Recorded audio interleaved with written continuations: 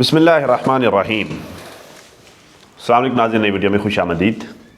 मैं प्रोफेसर आज़म सागर हूँ और आप मेरा यूट्यूब चैनल देख रहे हैं। नाज़रीन, उम्मीद करता हूँ कि सभी खैरियत से होंगे और अपनी फैमिलीज़ के साथ खुशखुर्रम ज़िंदगियाँ गुजार रहे होंगे। अल्लाह ताला यूँ ही सभी को हंसता मुस्कुराता खिलखिलाता खुश और आबाद रखे। कैसे हैं जी आप लोग? मैं ठीक हूँ अल्हम्दुलिल्लाह, अल्लाह का शुक्र है। आप सबकी दुआ से मैं खैरियत से हूँ अल्हम्दुलिल्लाह। काफ़ी सारी चीज़ें हैं नाज़रीन मेरे पास डिस्कस करने के लिए। रात कुछ पॉइंट्स मैंने नोट किए थे सितारा के घर के हवाले से। फ्रॉड, सितारा का फ्रॉड, सितारा के साथ फ्रॉड, सितारा का पैसा ज़ाया हो गया, ठीक है, और सितारा ने को फ़ंड वगैरह को सीन किया है। इस तरह की बातें सोशल मीडिया पर चल रही है। अच्छा, इन बातों पर दलाइल देने के लिए इन पॉइंट्स को मैंने नोट किया था, लेकिन अनफॉर्चुनेटली मैं उस पर बात नहीं कर पाया। हुआ कुछ यूँ कि सुबह जब मैं आया तो मेरा इरादा ये था कि मैं इस पर शूट करूँगा, लेकिन आते ही मुझे ये नजमा के बेटे की डेथ वाली न्यूज़ मुझे मिल गई, तो मैंने जो है वो फिर उस पर वीडियो बना ली, मैंने उस पर शूट कर लिया। तो अब जो है वो मैं इस पर बात करूँगा। वैसे नजमा के हवाले से एक और मज़े की बात आपको बताऊँ। एक और नजमा के हवाले से बड़ी सॉलिड चीज़ें सामने आ रही हैं। ये डेथ वाले मामले के हवाले से बड़े कुछ सॉलिड एविडेंस जो है वो निकल कर सामने आ रहे हैं। उस पर जो मैं बात करूँगा, अभी मैंने इसी वीडियो में उस पर बात इसलिए नहीं करनी क्योंकि अभी कुछ चीज़ें निकली हैं, कुछ चीज़ें निकल रही हैं मतलब कुछ चीज़ें सामने आई हैं, कुछ चीज़ें आ रही हैं, ठीक है। तो मैं चाहता हूँ कि मैं बात करूँ तो मैं प्रॉपर एविडेंस के साथ, सॉलिड लॉजिक के साथ, प्रॉपर लॉजिक और सॉलिड एविडेंस के साथ मैं जो है वो हर चीज़ को सामने रख कर एक ही दफ़ा जो है वो हथौड़ा मारूँ। प्रॉपर सारी इन्फॉर्मेशन गैदर करने के बाद मैं बात करूँ, और फिर जब मैं बात करूँ तो फिर जो है वो बात ही ख़त्म हो जाए, ठीक है। तो इस वजह से मैं इस वीडियो में बात नहीं कर रहा। मैं नेक्स्ट वीडियो में, जो कि शायद हो सकता है कि मैं इस वीडियो को अपलोड करने के फ़ौरी बाद मैं उस पर काम शुरू कर दूं, उसकी शूटिंग के लिए मैं काम शुरू कर दूं, ठीक है। हो सकता है कि इस वीडियो के 2-3 घंटे बाद ही आपको वो वाली वीडियो मिल जाए, ठीक है। बल जो I will try my best कि मैं सून इस पर काम कंप्लीट करके। अच्छा, शर्त ये है कि जिस नहज पर मैं रिसर्च कर रहा हूँ, जो चीज़ें सामने आ रही हैं, जो चीज़ें मतलब जो सोच मुझे आ रही है और उस सोच को लेकर मैं आगे चल रहा हूँ, वो सक्सेसफुल भी हो, वो बिल्कुल वैसा ही हो जैसा जो है वो दिखाई दे रहा है अभी तक, ठीक है।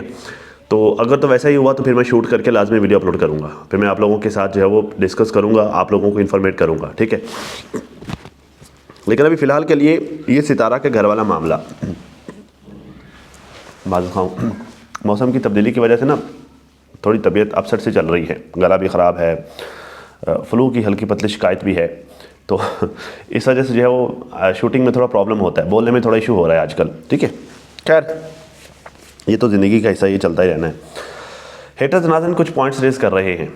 मैं पिछले 3 दिन से हेटर्स या फिर जो है वो हसद करने वाले लोगों की तरफ से जो कंसर्न्स हैं सितारा के घर पे, अब तो खैर शुक्र अल्हम्दुलिल्लाह वो नाम भी हो गया है, हम सब ने वीडियोस भी देख ली हैं, व्लॉग भी देख लिया है, सब कुछ हो गया है, ठीक है। लेकिन हेटर्स अभी भी जो है वो पॉइंट्स रेज कर रहे हैं, तो मैं जो है वो पिछले 3 दिन से कंटिन्यूसली जवाब दे रहा हूँ उनको, ठीक है। मतलब मैं वो जो एक प्रोपेगेंडा क्रिएट करने की कोशिश कर रहे हैं, एक पॉइंट ऑफ व्यू, एक माइंडसेट बिल्ड करने की कोशिश कर रहे हैं, मैं उसको रोकने की, उसका जवाब देने की और उस प्रोपेगेंडा का तोड़ करने की कोशिश कर रहा हूँ। गालिबन ये मेरी तीसरी वीडियो है, ठीक है। पिछले 3 दिन से मैं यही काम कर रहा हूँ, ठीक है।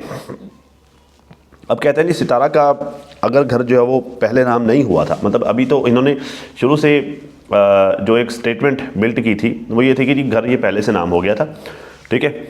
और सितारा जो है वो उसने छुपाया हमसे, मतलब क्योंकि 2 महीने 3 महीने पहले ये नाम हो चुका था, इसने अपनी ऑडियंस से हम सबसे छुपाया, हम सबसे झूठ बोला, और अब जो है वो ये एक फेक कंटेंट बना रही है, ड्रामा बना रही है घर नाम होने के नाम से, जस्ट जो है वो ट्रेंड चलाने के लिए, ठीक है। ये स्टेटमेंट बिल्ड करने की कोशिश की जा रही है। उसी को अगर फर्दर जो है इन्होंने कंटिन्यू किया, कहते हैं जी सितारा का अगर घर पहले नाम नहीं हुआ था तो वो आज से 3 महीने पहले से उस घर में सब्जियां क्यों लगा रही थी। $1 मिलियन क्वेश्चन $1 मिलियन क्वेश्चन है जी ये, ठीक है। आगे भी हैं इस तरह के सवालात, पहले वो भी सुन लें फिर एक ही दफ़ा मैं इस पर बात करता हूँ। कहते हैं जी जब तक डॉक्यूमेंट्स कंप्लीट नहीं होंगे, जब तक सारा काम कंप्लीट नहीं होगा, तब तक क्या कोई अलाउ करेगा अपनी ज़मीन पर सब्ज़ी लगाना? सब्ज़ी लगाना तो दूर, कोई अपनी ज़मीन पर एक छोटा सा खड्डा या गड्ढा बनाने की भी इजाज़त नहीं देगा घर नाम हुए बगैर। तो सितारा ने उस घर में वहाँ पर वो बाहर जो सब्ज़ी लगाने के लिए जगह बनाई वो भी बनाई, वहाँ पे सब्जियाँ लगाई उगाई, ठीक है। अच्छा, फिर और आगे सुने, सितारा ने इस घर का होम टूर भी दे दिया, ठीक है, और सब कुछ जो है वो कर लिया, और आज जाके कह रही है कि मेरा नाम ही, मतलब ये घर मेरे नाम ही नहीं हुआ। और फिर कहती है पैसे तो मैंने सारे दे दिए थे, मुझे ये बताओ घर अभी इनके नाम नहीं हुआ, सारे डॉक्यूमेंट्स कंप्लीट नहीं हुए, तो किसी गैर को जिसे ये जानती भी नहीं है उसके हाथ पर सारे पैसे कैसे रख देगी? मतलब कैसे रख दिए? ऐसा कैसे हो सकता है कि कोई किसी को जानता भी ना हो, उसके साथ कोई एग्रीमेंट ना हुआ हो, कोई मतलब डॉक्यूमेंट्स कंप्लीट ना हुए हों, और वो उसके हाथ में सारे पैसे रख दे? How it can be possible? और बिना नाम किए उस घर में चेंजिंग भी करवा रही है, उस घर में रिक्वायर्ड तब्दीलियां भी अपने हिसाब से करवा रही है। तो ऐसा कैसे मुमकिन हो सकता है? मतलब ये इन्होंने आर्गूमेंट्स रखे हैं, ये इन्होंने अपने अपनी जो अपने IQ के हिसाब से इन्होंने बड़े वैलिड पॉइंट्स दिए हैं, इतने वैलिड पॉइंट्स दिए हैं कि कोई इनको झुटला ही नहीं सकता।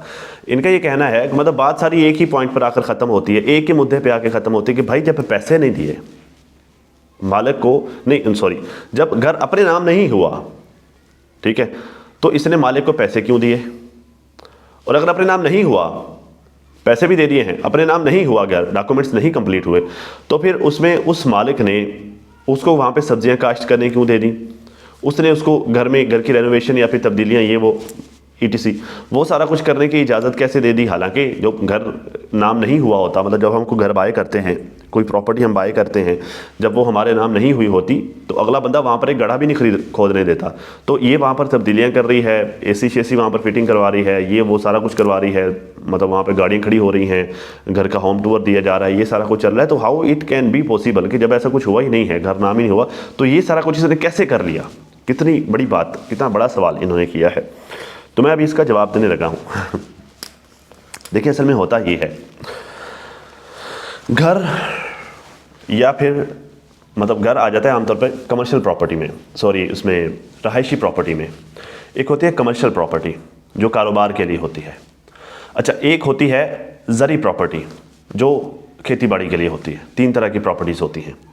ज़री प्रॉपर्टी ज़राअत के लिए, कमर्शियल प्रॉपर्टी कारोबार के लिए, घरेलू प्रॉपर्टी या फिर रहायशी प्रॉपर्टी रहाइश के लिए होती है, ठीक है। ये 3 तरह की होती हैं प्रॉपर्टीज़ जो जितना मैं जानता हूँ। अच्छा, आप 3 की 3 प्रॉपर्टीज़ में प्रॉपर्टी शिफ्ट करने के, बाय और सेल करने के 2 मराहल होते हैं। एक मरहला होता है घर को एक ऑनर के नाम से, घर, ज़मीन, कमर्शियल प्रॉपर्टी, चलो हम प्रॉपर्टी लेकर चलते हैं, प्रॉपर्टी कहते हैं।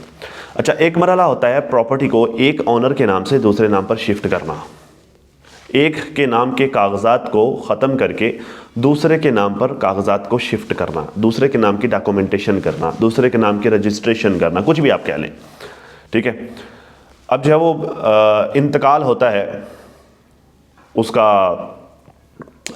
ज़री ज़मीन का इंतकाल, ये डिफरेंट नाम होते हैं ना। जो ज़री ज़मीन अगर कोई बाय करता है तो वो अपने नाम पर इंतकाल करवाता है, मतलब मुंतकिल हो गई ज़मीन एक नाम से दूसरे नाम पर, ठीक है।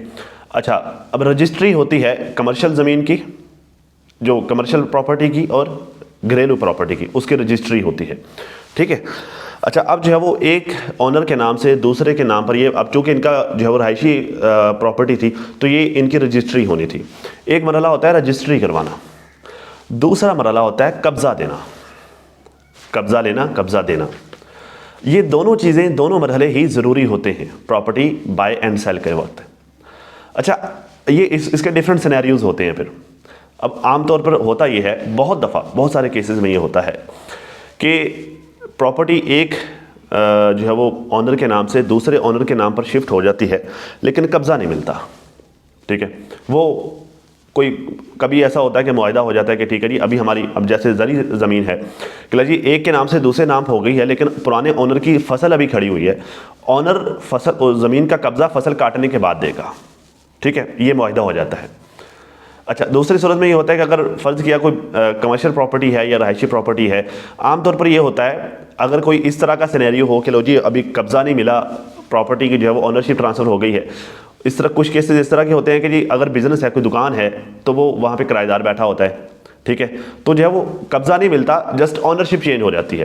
किराएदार जो पहले एक ऑनर को दे रहा होता था रेंट, वो दूसरे ऑनर को रेंट देना शुरू कर देता है, ठीक है। या अगर घर के रहायशी घर में कोई किराएदार बैठा होता है, ठीक है, जब किराएदार बैठा होता है तो वो जो किराएदार होता है वो पहले ओनर के बजाय दूसरे ओनर को रेंट देना शुरू कर देता है, ठीक है। तो वो दूसरे ओनर के जब उसके नाम होगी तो कब्जा फिर उसका तस्वर होता है। वो किराएदार जो होता है वो नया मुआहिदा करता है नए ओनर के साथ, ठीक है, मतलब पुराने ओनर के साथ जो उसका माहिदा समझा चल रहा होता है वो कैंसिल हो जाता है, नए ओनर के साथ उसका जो है वो नया मुआहिदा चलता है, ठीक है। या फिर अगर नया ओनर चाहे, अगर उसने कब्जा लेने मतलब वो अपनी जो है वो कब्जा शो करवाने के लिए चाहता है कि ओल्ड किराएदार को उठाकर वहाँ पे नया किराएदार बैठा देता है या फिर अपनी शिफ्टिंग वटेवर जो भी, उससे फिर जो है वो कब्जा माना जाता है, ठीक है। जैसे ज़री ज़मीन का अगर कब्जा करना हो तो क्या होता है, वहाँ पर हल चला देते हैं, ठीक है, मतलब नया ओनर आता है ज़मीन पर, एक दफ़ा हल चलाता है, लो जी कब्जा हो गया। वहाँ पर उसने कौन सा मकान बनाना है, ज़री ज़मीन है, तो वो एक दफ़ा हल चलाता है, लो जी कब्जा हो गया, ठीक है। सेम एज जो है वो अगर बिजनेस प्रॉपर्टी है, कमर्शियल प्रॉपर्टी है, तो वहाँ पर भी इसी तरह जो है वो नया ओनर आता है, या तो जो है वो किराया बढ़ा के उसके साथ नया मुआहिदा करके चला जाता है वो जो किराएदार बैठा होता है, या फिर जो है वो उस किराएदार को उठा के वहाँ पे नया किराएदार बिठा देता है, ठीक है। अगर ऐसा कुछ भी नहीं करता तो वो कब्जे के तौर पर वो अपना जो है वो अपना कारोबार वहाँ पे शुरू कर लेता है। तो ये डिफरेंट सिनेरियोज होते हैं। अच्छा, ये तो एक सिनेरियो हो गया। दूसरा सिनेरियो ये होता है कि प्रॉपर्टी की ऑनरशिप चेंज नहीं होती लेकिन कब्जा हो जाता है, ठीक है, और ऑनरशिप के लिए एक मुआहिदा हो जाता है कि भाई अभी इतने पैसे हम आपको दे रहे हैं या इतने पैसे मैं आपसे ले रहा हूँ इस वक्त, ठीक है, आप जो है वो कब्जा ले लें, सबूत के तौर पर आपके पास कब्जा आ गया। और दूसरा जो है वो हम स्टाम्प वगैरह ये वो स्टेट को हम इसमें दरमियान में पार्टी बना लेते हैं, फ्रीक बना लेते हैं, ठीक है। और हम जो है वो स्टेट को ये बताते हैं कि जी फ़र्ज़ किया आज 2026 के जनवरी में मैं एक प्लॉट बाय कर रहा हूँ, ठीक है, और जो है वो जो सेलर है मैंने जो है वो उसको 50%, 60%, 70% वटेवर मैंने उसको पेमेंट क्लियर कर दी है, और जो सेलर है उसने मुझे कब्जा दे दिया है प्लॉट का कि भाई ये आपका प्लॉट है, आए यहाँ पर जो है वो आप इस पर कब्जा कर लें। प्लॉट पर कब्जा करने का तरीका ये होता है, नॉर्मली लोग जाके जो है वो बुनियादें खड़ी कर देते हैं, या फिर जो है वो थोड़ी सी मट्टी शट्टी डलवा दी या ईंटें डलवा दी या कुछ 4 पौधे लगा दिए, ठीक है, तो कब्जा हो गया। ये तरीके होते हैं, डिफरेंट तरीके होते हैं, ठीक है। तो मैं जो है वो उसके साथ डील करता हूँ, उसको 70% पेमेंट देता हूँ और वो मुझे कब्जा दे देता है, और वो कहता है कि भाई अभी मैं आपको बयान देने के या फिर आपके नाम पर ऑनरशिप मुंतकिल करने के जो है वो पोजीशन में नहीं हूँ, ये मैं 1 महीने बाद करूँगा, 2 महीने बाद करूँगा, 3 महीने बाद करूँगा, ठीक है। तो गारंटी के तौर पर आप 30% पेमेंट अपनी रख लो, वो मुझे आप उस वक्त देना जब मैं बयान दूंगा, जब मैं ये ऑनरशिप आपके नाम करवाऊंगा, ठीक है। और ये स्टाम्प हम कर रहे हैं, हम स्टेट को जो है वो इसमें फरीक बना रहे हैं। स्टेट को हम बोलते हैं कि अभी हम ये नहीं कर रहे, हम 3 महीने बाद करेंगे, ठीक है। 3 महीने बाद हम जो है वो बयान दिलवाएंगे, स्टेट को एज अ फरीक हम साइड पर करेंगे और जो है वो ऑनरशिप आपके नाम पर शिफ्ट हो जाएगी। एक सिनेरियो ये होता है, ये दूसरा सिनेरियो हो गया, ठीक है इनके। अच्छा, अब दूसरा सिनेरियो जो होता है जिसमें कब्जा मिल जाता है, ऑनरशिप बाद में चेंज होती है। इस सिनेरियो में ये होता है कि जब मेरे पास कब्जा आ गया, मैं 70% पेमेंट करके बैठा हूँ, मैं कब्जा लेकर बैठा हूँ, मैं जो है वो 90% डॉक्यूमेंट्स कंप्लीट करके बैठा हूँ, ठीक है। उसमें ये होता है ये स्टाम्प पेपर वगैरह हो गया, जो फ़र्द मलकियत हो गया, पर्चा मलकियत हो गया, वो सारा जो है पमाइशें वगैरह हो गई, ये वो इस तरह के चंद एक पेपर होते हैं, ठीक है। वो सारा कुछ जो है वो मैंने करवा दिया है। अब 90% तक डॉक्यूमेंट्स मेरे पास कंप्लीट हैं, ठीक है। तो इस सूरत में, इस केस में मैं उस जगह का मालिक ही हूँ, सिर्फ स्टेट के कागज़ों में नहीं हूँ, लेकिन डील के तौर पर, और स्टेट को मैंने बताया हुआ है कि मैंने ये बाय कर ली है, मेरे नाम पर मुंतकिल 3 महीने बाद होगी, ठीक है। स्टेट को भी इस बात का पता है, सबको ये वेरीफाई हो गया, मैं उसका ऑनर हो गया हूँ। अब मैं चाहूँ तो वहाँ पर काश्त भी कर सकता हूँ, अब मैं चाहूँ तो वहाँ पर बिल्डिंग भी खड़ी कर सकता हूँ, अब मैं चाहूँ तो वहाँ पर घर भी बना सकता हूँ। क्यों? क्योंकि अब मैं ऑनर हो गया हूँ, मैंने बाय कर लिया है, वो मेरी मलकियत हो गई है, बस वो मेरे नाम पर अभी शिफ्ट नहीं हुआ। नाम पर जब शिफ्ट होना होगा वो हो जाएगा, जो हमारी डील होगी, जो माहिदा हो गया, उस माहिदे के तहत वो नाम हो जाएगा, लेकिन वो शिफ्ट हो गया है, मेरा हो गया है, अब मैं वहाँ पर कुछ भी कर सकता हूँ। ऐसा होता है, ऐसा ही होता है कब्जे की सूरत में, ठीक है। और कब्जा जो हो जाता है ना, कब्जे को बड़ा स्ट्रांग माना जाता है। आमतौर पर ये आपने अक्सर कब्जा ग्रुप भी देखे होंगे, नाम किसी के होता है, जाके कब्जा कर लेते हैं और वहाँ पे कंस्ट्रक्शन स्टार्ट कर देते हैं, ठीक है। और फिर बाद में पेपर्स जो है वो दे दिला करके वो बनवाते रहते हैं। कब्जा ग्रुप इसी तरह करके कब्जा करते हैं ना, तो कब्जा को बड़ा स्ट्रांग माना जाता है। जिसका कब्जा होता है ना वही मालिक होता है। आमतौर पर ये चलता है सोसाइटी में। जो कब्जा हो गया समझो ओनरशिप मिल गई, ऐसा ऐसा वो नाम भी करवा लेते हैं, ठीक है। तो जब एक बंदा कब्जा दे रहा है, जब आपने कब्जा ले लिया है, ठीक है, तो फिर आप वहाँ पर जो भी करवा रहे हैं, जैसा भी करवा रहे हैं, कब्जा आपका है, ठीक है। तो बीबी आई डोंट नो आपने कभी घर बाय सेल किया है या नहीं किया। ये जो खातून सितारा को इस बात पर क्रिटिसाइज़ कर रही थी, आई डोंट नो आपने कभी घर बाय सेल किया है या नहीं किया। आई डोंट नो आपने कभी कोई प्रॉपर्टी बाय की है या नहीं की। आई डोंट नो आपने कभी कोई बिज़नेस कारोबार किया है या नहीं किया। तो आपको ये कारोबार के तौर तरीके, ये क्या असूल चलते हैं, क्या मामला चलते हैं, आपको इन सब चीज़ों का नहीं पता। जब आपको नहीं पता ना, तो आप अपने छोटे दिमाग की बुनियाद पर आप इतने बड़े बड़े जो आर्गूमेंट्स खड़े ना करें कि जिनको आप संभाल ना पाएँ, ठीक है। अब इनका एक और बड़ा आर्गूमेंट चेक करें बहुत बड़ा आर्गूमेंट चेक करें। क्या है जी? वो ये है कि अब चूंकि ज़मीन की घर की ऑनरशिप तो चेंज हुई नहीं थी, मतलब घर तो सितारा वालों के नाम ही नहीं हुआ था। तो जब ये घर उसके नाम पर नहीं हुआ था तो फिर तो डील कैंसिल भी हो सकती थी। अब इन्होंने पैसे तो सारे दे दिए थे, अब सितारा वालों ने सारे पैसे दे दिए थे और ऑनरशिप इनके नाम पर नहीं हुई थी। तो जब तक ऑनरशिप नाम पर नहीं हो जाती, जब तक रजिस्ट्री नहीं हो जाती, जब तक इनके नाम नहीं हो जाता घर, तो उस वक्त तक तो डर था डील कैंसिल भी हो सकती थी। यहाँ पर कुछ हद तक ये बात ठीक है इनकी, बिल्कुल, कि डील कैंसिल हो सकती थी, लेकिन ये डीलें ऐसे कैंसिल नहीं होती बीबी ऐसे ये जो हम स्टेट को, रियासत को बीच में ज़िम्मेदार बनाते हैं, वो ऐसे ही नहीं बनाते, खामखा नहीं बनाते। वो जो स्टाम्प किया जाता है, स्टाम्प पेपर, वो जो तहरीर की जाती है, उस तहरीर का मतलब ये होता है कि अगर एक भी फरीक मुकरता है, पता क्या तहरीर होती है? इतने पैसे फ़लाँ तरीक को, फ़लाँ फरीक, फ़लाँ को देने का पाबंद होगा और ये घर अपने नाम पे करवाने का पाबंद होगा। घर, गाड़ी, बाइक, ईटीसी, कुछ भी, वो पाबंद होता है ये करने का। अगर वो अपनी इस काम की, उस स्टेटमेंट की, उस तहरीर की पाबंदी नहीं करता तो वो ज़िम्मेदार होता है। वो स्टेट को, रियासत को वो जवाबदेह होता है। और रियासत खुद नहीं फैसला करती, अदालतें फैसला करती हैं। और फिर अदालत का फैसला क्या होता है? अब फ़र्ज़ किया है केस है कि जी कब्ज़ा दे दिया है, पैसे भी ले लिए हैं। अब जिसके पास कब्ज़ा था, मतलब वो जो बायर था जिसने बाय की थी प्रॉपर्टी, उसने कब्ज़ा लेने के बाद उसने घर में चेंजिंग करवाई, उसने खर्चा किया कि 2-4 लाख, 10 लाख, 15 लाख उसने घर के ऊपर खर्चा भी कर दिया है, ठीक है। सिर्फ इस उम्मीद पर कि जी मैंने कब्ज़ा ले लिया है, मैंने पैसे दे दिए हैं, बस सिर्फ अगले बंदे ने मुझे बयान देने हैं। वो अगले 2 महीने 3 महीने जब भी उनकी वो आपस में डील है, वो उसके बाद मुझे वो बयान दे देगा तो घर मेरे नाम पर हो जाएगा। तो अब चूँकि कब्ज़ा मेरे पास आ गया है, कुछ काफ़ी हद तक पेपर्स भी मैंने बनवा लिए हैं, तो थोड़े बहुत रहते हैं, वो बाद में हो जाएंगे। तो उनकी बुनियाद पर वो अपना जो है वो घर में जो भी उसने अपनी चेंजिंग करवानी, तब्दीली करवानी, वो करवा देता है। केस है ये, ठीक है। अब होगा क्या? अब अगर ये केस कोर्ट में जाता है तो, और एक मतलब जो सेलर है जिसने बयान देने हैं वो मुकर गया है, ठीक है। ये केस है कि जी लेन देन हो गया था, सेलर मुकर गया है, जबकि बायर जो था वो कब्जा लेने के बाद घर में अच्छा खासा खर्चा कर चुका है, उस प्रॉपर्टी के ऊपर इन्वेस्ट कर चुका है, पैसे लगा चुका है। अब जो है वो सेलर मुकर गया है, अब वो बयान नहीं दे रहा, नाम नहीं करवा रहा। तो इसका क्या होगा जब ये केस कोर्ट में जाएगा? बीबी अब सुन लें, आपकी इन्फॉर्मेशन के लिए बता रहा हूँ। जब ये केस कोर्ट में जाएगा तो फिर क्या होगा? वो जो सेलर है, वो जो मुकरा है, अच्छा मैक्सिमम केसेस में तो ये होता है कि जो मुकरता है वो हर चीज़ से जाता है, ठीक है। ये इखलाकी तौर पर होता है। ये इखलाकी तौर पर मार्केट के कुछ रूल्स होते हैं, और मार्केट में इखलाकी रूल्स जो तय किए जाते हैं उन पर बड़ी सख्ती से अमल किया जाता है। जैसे ये बयाने का जो रूल, आप लोग आई डोंट नो आपको पता या नहीं पता, जो बयाना के लेन देन होता है जी, कोई बंदा एक चीज़ सेल कर रहा है, बायर जो आता है उसको बयाना देता है, ठीक है। और अगर फ़र्ज़ किया, अगर बायर जिसने बयाना दिया है, अगर वो उस सौदे से, उस डील से मुकरता है तो उसका बयाना ख़त्म। और अगर सेलर उस सौदे से, उस डील से मुकरता है तो वो बयाना डबल करके वापस देगा। ये क्या है? ये कोई जो है रियासत का अब ये रूल नहीं है, कोई कानून नहीं है, ये इखलाकी रूल है मार्केट का। मार्केटें इस रूल पर चलती हैं, ठीक है। तो अगर तो वो घर नाम लगवाने से मुकरते हैं तो इखलाकी रूल तो ये है कि वो जो घर, ना सिर्फ घर देने के पाबंद होंगे बल्कि वो डबल पैसे वापस करने के पाबंद होंगे। मतलब घर नहीं, अगर वो पैसे वापस करते हैं तो वो डबल वापस करने के पाबंद होंगे, ठीक है। अच्छा चलो फ़र्ज़ किया वो ये भी नहीं करते, वो इखलाक, वो कहते नहीं जी भाड़ में गई इखलाकियत, हम नहीं जानते इखलाकियत को। फिर कोर्ट क्या फ़ैसला करेगी? कोर्ट ना सिर्फ वो जो पैसे वो ले चुके हैं वो वापस करवाएगी, बल्कि वो जो खर्चा उसके ऊपर कर चुकी है मालकान जो खर्चा कर चुके हैं, मतलब जिन्होंने बाय किया था, बायर जो खर्चा उस घर के ऊपर कर चुका है, वो भी वापस लेके देने की कोर्ट पाबंद होती है। क्यों? क्योंकि रियासत फरीक है बीच में, रियासत जिम्मेदार है उनके लेन देन की भाई, ठीक है।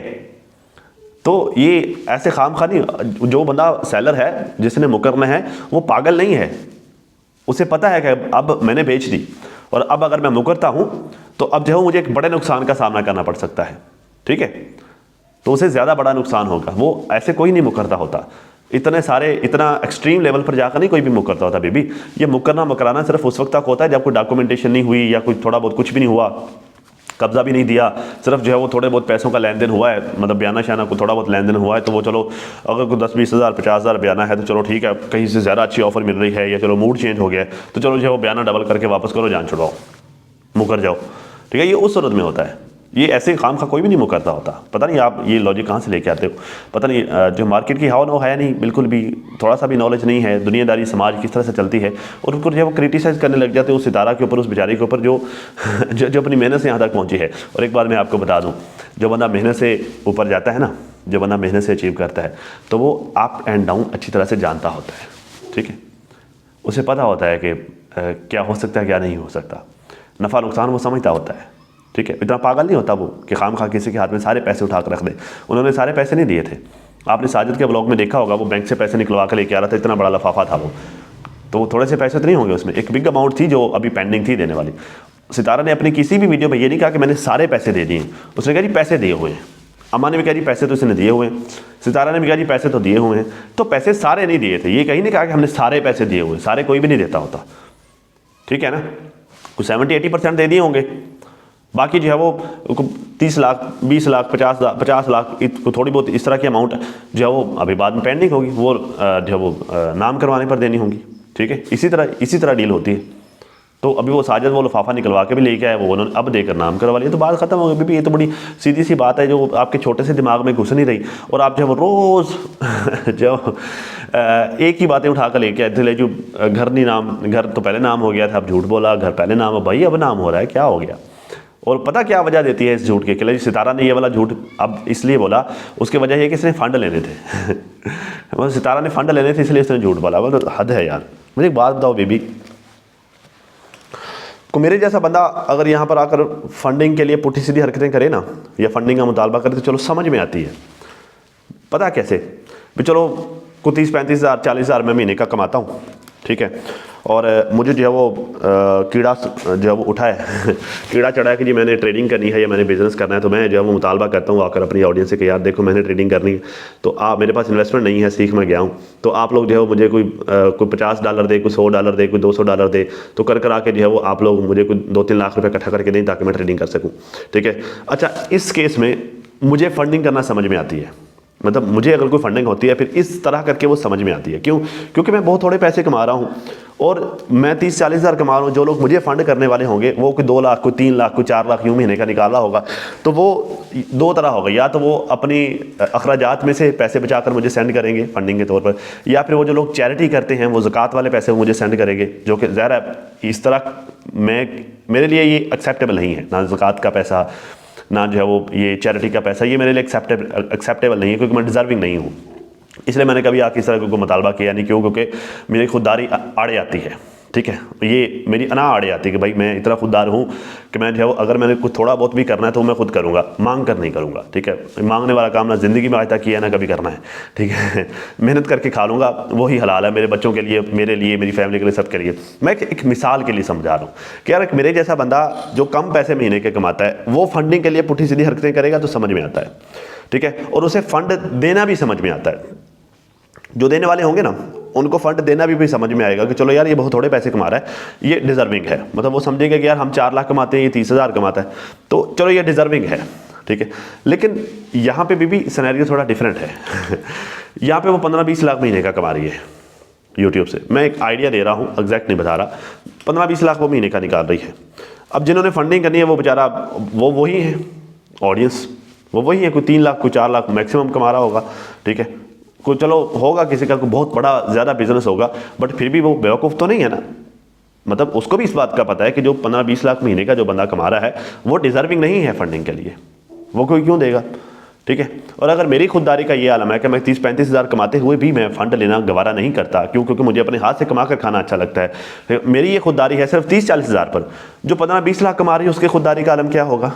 तो भी बात ये है, आप ये जो आए रोज़ उसके ऊपर फंडिंग के इल्ज़ाम लगाते हैं ना कि वो फंडिंग के लिए करती है, फंडिंग के लिए करती है, तो ये आपका कहना बनता है। क्यों? क्योंकि आप उस लेवल पर हैं जिस पर मैं हूं।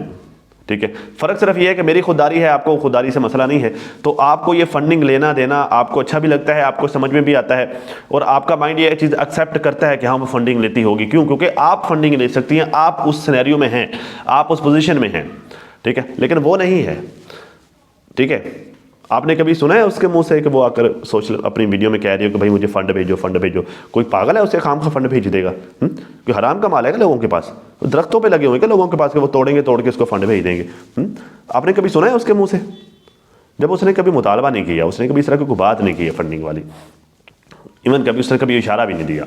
ठीक है, इनफैक्ट वो उसका हाथ यूं नहीं है, उसका हाथ यूं, वो लेने वालों में से नहीं है, वो देने वालों में से। अभी भी आपने नहीं देखा वो महीने में अभी गांव में भी ठीक ठाक खर्चा करके आई है गांव वालों पे, किसी को कपड़े लेकर दे रही है, किसी को उनको रोटियां खिला रही है, उनको जो आते हुए पैसा उनको दे के आ रही है, महीने मंथली राशन जा रहा है, तो वो देने वालों में से अभी भी। और जो देने वाले होते हैं वो लेने वाले नहीं होते। पता नहीं, आप शायद डबल पर्सनैलिटी हो सकती हैं, आप लेन देन इकट्ठा कर सकती हैं। ठीक है, लेकिन एक ही असूल होता है, दुनिया, ये जो दुनिया है ना, ये जो है वो अपोजिटिविटी, यही लफ्ज़ मेरे माइंड में आ रहा है मतलब जो है वो अलग अलग होने की बुनियाद पर चल रही है। ठीक है, मतलब लेफ्ट फिर राइट, मेल फिर फीमेल, दिन फिर रात। ठीक है, सुबह और शाम। ठीक है, तो ये दुनिया ऐसे चल रही है, हर किसी का अलग अलग काम है। जो लेता है वो देता नहीं है, जो देता है वो लेता नहीं है। आई होप कि आप समझ गई होंगी जो मैं आपको समझाना चाह रहा हूँ। ठीक है, तो भाई वो देने वालों में से है, वो पैसा देती है, वो लेती नहीं है। तो ये आपके लिए आसान होगा ये लेन देन करना, ये करती होंगी, आपका ज़मीर भी गवारा करता होगा, आपकी खुददारी भी, ये सब कुछ आपका चलता होगा, पर वो नहीं है। तो आप खाम खा किसी के ऊपर भी इल्ज़ाम मत लगाया करें। इल्ज़ाम लगाना भी गुनाह कबीरा होता है, बिला वजह इल्ज़ाम लगा देना जब आपके पास कोई एविडेंस नहीं है, कोई सॉलिड प्रूफ नहीं है, सिर्फ जो है वो अपने छोटे दिमाग के से निकाली हुई छोटी छोटी जो है वो क्या कहते हैं, छोटे छोटे पॉइंट्स की बुनियाद पर आप खाम खा किसी के ऊपर इल्ज़ाम लगा दें, तो ये गुनाह कबीरा होता है। ठीक है, तो गुनाह जो है वो आप जिस तरह के गुनाह उसके अंदर गिनवाती हैं, ठीक है, वो भी लगाती तो खैर आप इल्ज़ाम ही हैं, लेकिन सिर्फ गुनाह वही नहीं होते, गुनाह बहुत सारे होते हैं। मैं कल जो है वो आलिम दीन को सुन रहा था, ना सॉरी आलिम दीन नहीं, मैं कल सुन रहा था ये जो एयरवाई न्यूज़ पे था, अभी ये जो है वो शब मिराज की रात पे जो है वो कर रहा था, तकरीर स्पीच दे रहा था, क्या नाम है उसका, वसीम बदामी, हाँ सॉरी वसीम बदामी। उसने बड़ी ज़बरदस्त बात बताई, कहता कि बहुत सारी बातें हैं जिनको हम छोटी छोटी समझ लेते हैं। ठीक है, किसी की चुगली करना है बहुत छोटी सी बात हमें लगती है। ठीक है, लेकिन जो है वो चुगली का गुनाह बहुत बड़ा है।